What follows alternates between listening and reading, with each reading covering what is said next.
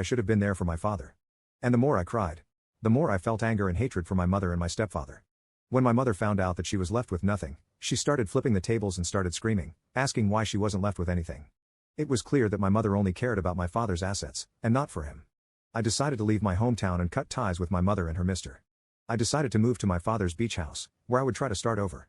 I've always worked from home, so moving to another area was never a problem. It wasn't until recently I got a text message from my stepfather. He asked me how I was doing and I didn't respond. He texted again and he was more straightforward. He told me that I needed to move out of the beach house because my mother and him will be moving in. But if I wanted to stay, I could pay them rent for my room. I looked at the text completely speechless, not knowing if he was bluffing or if he was serious. I told him that the house was under my name and that I would call the cops if they ever set foot inside my home. He never responded afterwards.